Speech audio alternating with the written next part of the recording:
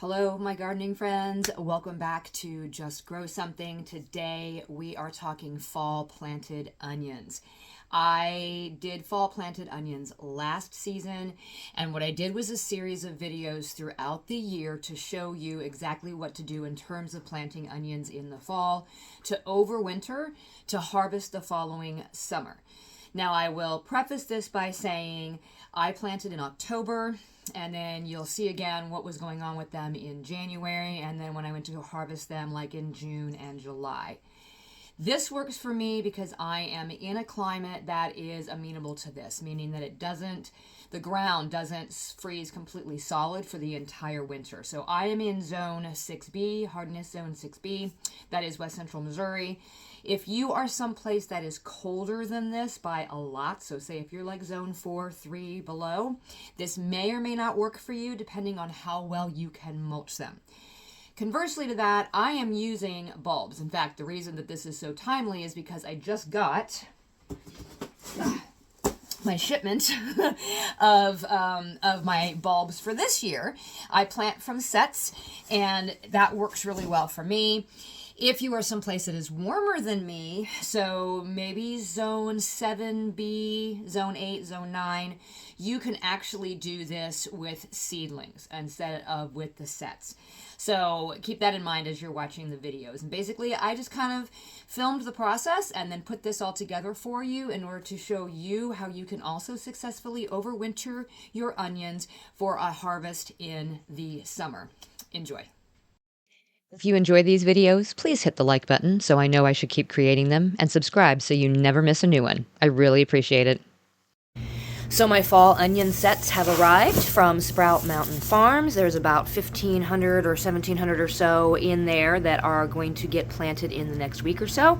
We have really good luck with planting onion sets in the fall to overwinter for a summer harvest. So depending on where you are, you want to make sure if you're doing this that you plant your bulbs a good 4 to 6 weeks before you really start to get hard freezes in your area. If you don't get hard freezes, then you want them in before you get to your Persephone period, which is where that daylight drops below 10 hours per day. And then just make sure to keep them really well protected so that they don't get that frost heave and they don't get damaged. In my area, we can do this with a good layer of mulch and then some frost cloth. If you're in a much colder area than us, say zones 5 or colder, then you want more protection than that. But then just plant them and treat them like you would your normal onions, and they will come up and they will grow and they will be ready for harvest in the summer. So let's talk a little bit about planting onions. Some of the common mistakes that I see home gardeners make when they're trying to grow big bulb onions, and also some of the tricks that you can use in order to be able to get more out of your garden space when it comes to growing onions. These tricks and techniques are exactly the same regardless of whether you're planting in the fall or in the spring. This also doesn't matter whether or not you're planting from sets, which is what I'm using right now, or from plants, those skinny little pencil-sized plants. The first thing that we want to talk about is the depth of your planting. Okay, you can see these bulbs or these sets are all pretty much popping up out of the ground. So I will come across with my dibbler and I will make these marks. My dibbler is spaced 6 inches apart, and that is the standard spacing for a full-sized bulb onion. But you can see how deep these holes are. I am not dropping these down in there like that. Like, that is way too deep for an onion. Onion bulbs need space to expand. So even if you have really, really loose soil, you still only want that soil to be about halfway up the bulb. It needs to be able to have that room to expand above the soil. So that is problem number one that I see with home gardeners, is putting the bulbs too deep, okay? Number two is planting them too closely together without thinning them out. So these are 6 inches apart. That is about the spacing that you want for large bulb onions. 4 to 6 inches is fine, but for really big ones, you want them to be able to get a good amount of space. And then the third thing is not feeding your onions. You want to make sure right now at time of planting that you feed them some sort of nitrogen source. And then you want to do that again about every 4 weeks as they're growing their tops until they really start to form their bulbs. You want as much green growth at the top of the onion in order to be able to make a much larger bulb underneath. Now, let's talk about tricks for maximizing your space. This is a fairly small space as far as, a market garden is concerned. This might be a really big space for you for your garden. But if you only have this, say, one row here, how can you maximize the number of onions that you're going to get out of this? Well, first things first, we're going to take this spacing, right? We've got 6 inches. So these ones we're going to leave in the ground to grow to full maturity and get to be a full-sized onion. But as you can see what I'm doing over here, I'm actually planting an additional bulb in between those 2 main spots, right? And then this is 6 inches across. I'm doing a whole other row in between. What is that going to do? Well, in the spring, when these start to come up, or if you're planting these in the spring, as soon as they start to get their green tops on them, we'll be able to start thinning these out. So this entire row of plants here, these can be my early green onions, the ones that we use as sort of bunching onions, right? Or I can use the ones in between the main onions to also be my green onions. Whichever one I don't pick, I'm going to leave for about another 30 days. Then we're going to get what I call spring onions. So we'll have a bulb at the base that is partially developed, but we'll also have a very big, thick stalk of green growth at the top. So you can use the green like green onions and the bottom like a bulb onion. By the time we've thinned all that out, it is going to leave these main onions plenty of room between them in order to be able to grow to their full size. So in this manner, you're actually going to get 3 crops out of the same amount of garden space. Now, obviously, I'm growing a lot more onions than the average home gardener, and I understand that, but you can do this same concept in like a raised bed. So make your spacing to where each of your final onions, the ones that you want to get to full size, are 6 inches apart, right? And you can do this sort of in the square foot method or in the rows, whatever works best for you. And then fill in between with those ones that you will pull as green onions and as spring onions. Now, conversely to this, you could also plant something else. You could put something else in between those onions, right? So these, again, are fall onions or our fall planted bulbs. And so these are going to be in place throughout the entire winter, and they're going to come up in the spring.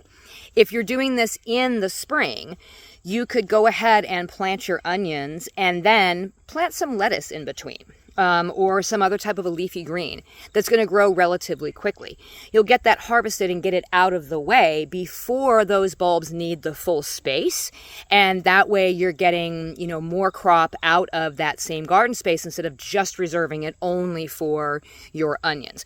You can do this the same way also with things like garlic. So if I'm planting garlic, which is what's going in next, in the next field, then the garlic will go in, and when it comes up in the spring, I technically could plant something in between those beds. But I likely wouldn't do that until later on when I'm getting pretty close to pulling the garlic out, because I could plant a summer crop in there. So I might replace the garlic with peppers or something like that. But early on, before the garlic gets really big, I could, if I needed to save space, go ahead and plant some leafy greens in between there. Leafy greens can kind of be tucked in wherever, and they generally don't disturb things because they're only in place for about a month, and then they're out of there. And then that gives your main crop the rest of the season to finish what it needs to do. So don't be afraid to tuck things in between. But if you really go through a lot of onions, this is a great way to get 3 different crops out of one bed.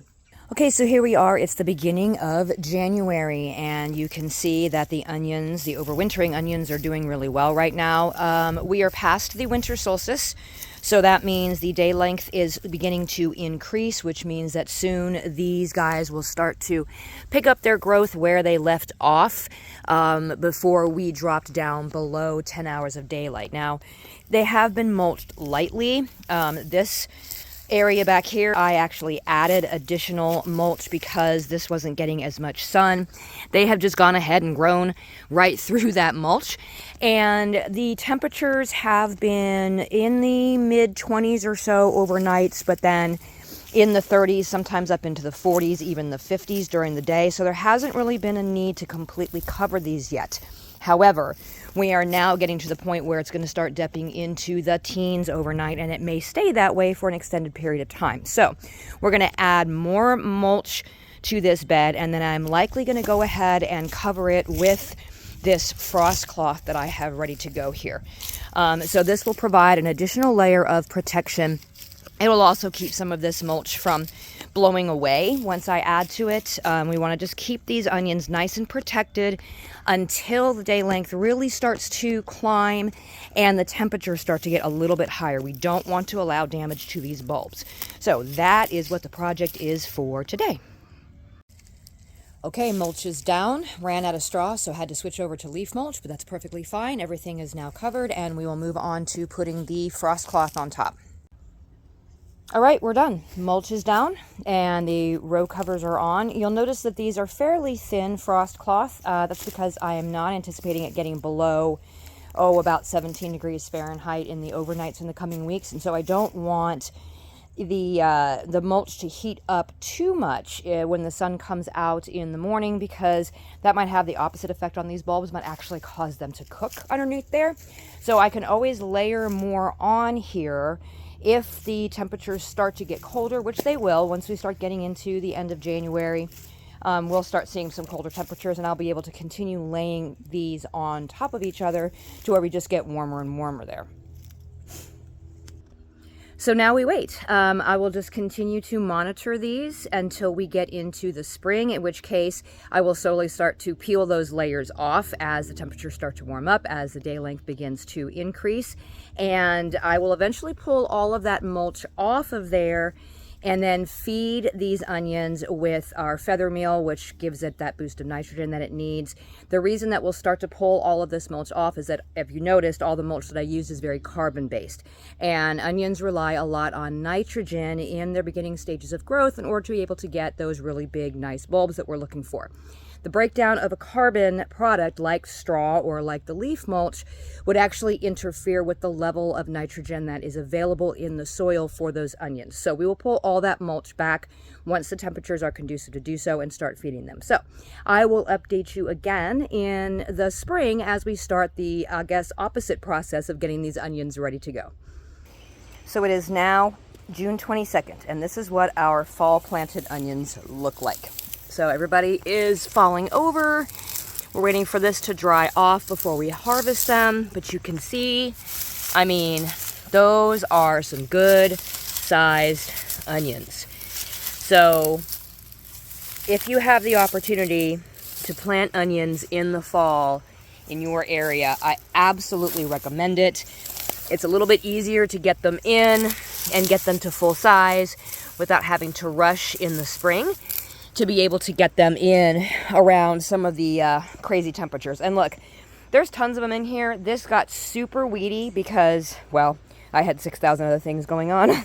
And they still have just performed phenomenally well. So it's not to say that I don't plant spring onions. I absolutely do. But doing these from sets has absolutely paid off. So we're going to wait for these guys to fall over, their tops to dry completely, and then we'll harvest them and cure them, and these will be storage onions. Here's how to tell if your onions are ready to harvest, if they're still growing, and maybe when it's time to give up on them. So this guy, I mean, look at the size of him. He is big and beautiful, and you can see that all of the green is still looking very lush. He is standing nice and straight up. This guy is still growing, so I'm going to leave him alone. This guy is pretty big, but you can tell a lot of his foliage is starting to dry off, and he's just starting to get kind of weak there in the neck. He is just about done. This guy, he's done. This is completely flopped over. All this foliage is pretty much done. He can go ahead and be harvested right now. Now, if you see this coming out of your onion, that is a flower stalk, and that means that that bulb is no longer going to grow. It's not going to get any bigger, so you just need to go ahead and pull this onion, use the tops like green onions, use the bottom as a fresh onion. This is not going to be a candidate for storage, no matter how large that bulb is. So as soon as they start to flower, then you need to go ahead and pull it. It's not like garlic scapes where you can go ahead and cut the flower and it'll keep growing for another month. Onions don't act that way, so as soon as you see these happen, go ahead and pull that onion. See, so he's got a little bit of a bulb on him, and that's good for just using for fresh use, and then all those greens can be used as green onions, and that flower stalk I'll just end up tossing in the compost pile. Okay, so I pulled the ones that were ready to pull. You can see there's a variety of sizes in here. Some of them are fairly small, some of them are definitely full size, and sort of everything in between, and that's perfectly fine. I'm going to leave these out here to dry for a couple of days just to make sure that the skins start to thicken up and dry on these things, and then I will take them in and I'll either hang them upside down or lay them flat until this completely dries, and then I will put them away for storage. In the meantime, the really big guys, like that one, are all going to continue out in the field until they start to look like that. Okay, it's the beginning of July. It's time to finally get the actual final full harvest of these onions that were planted in the fall out of this garden bed. But you guys are going to crack up at the situation that we're in right now. Can you see the onions? No? Shocking. Yes. So this whole patch, because of all of the rain that we've had this season, completely got away from me and got completely weedy. That is okay. There are tons of onions in there, and I'm letting them sort of stay green right now so I can go ahead and pull them. Normally I would let them sort of dry off a little bit more than that, maybe more like this one that's got more of the brown to it, but I want to be able to see them. I don't want the tops to fall off while I'm trying to get in there into all these weeds. I was not concerned about the weeds because the onions had really done the majority of their growing already, and so the weeds weren't going to compete too much, and I had so many other things that needed my attention that this just kind of went. So I've already harvested some of the onions out of here just as I saw them coming on, just to kind of check and see where they were, and they were looking fabulous. The ones along the back here, I will say, are a lot smaller because they have not gotten the amount of sunlight that the rest of the bed has, because you can see this barn here, the sun rises over there, and then of course it sets behind me, but then there are trees up here too, and so as these trees filled in throughout the season, the ones along the back there didn't get as much sun, but they still developed, and so we still had some small bulbs out of those. But now we're going to go ahead and harvest all the rest of them, and I will show you what we end up with. Okay, first section done. I'm pulling the weeds as I go along and pull the onions because this is going to be green beans next. So you can see this one section is done. I've got all of that still needs to be done. But check this out.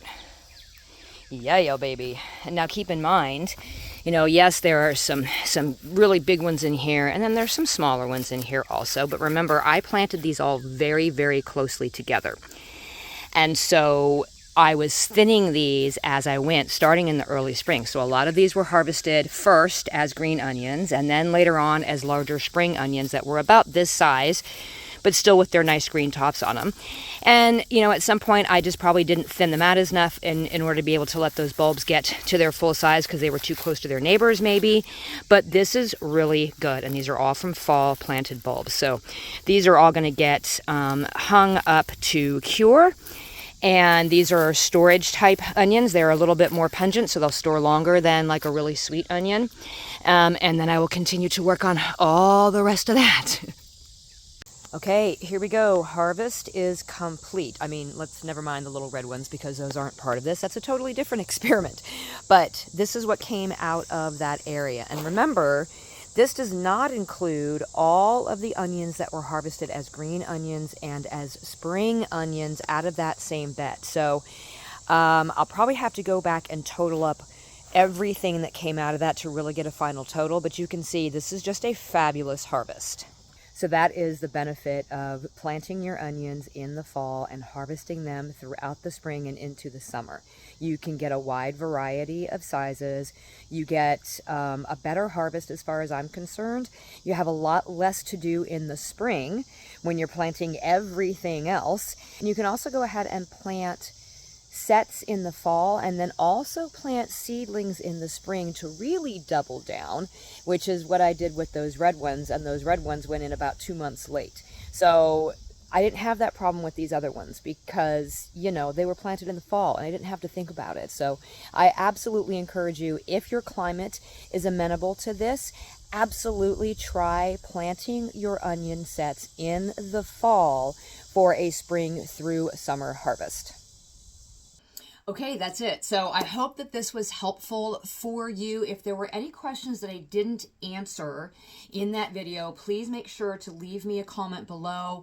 Ask your question. I am super happy to answer those. You can also send me an email to garden@justgrowsomething.com. I'm always happy to answer any questions. Hopefully this helps you out and lets you be able to go ahead and plant your spring or plant your onions now in the fall for a late spring or early summer harvest, and takes away a little bit of what we have to do in the spring. Take care.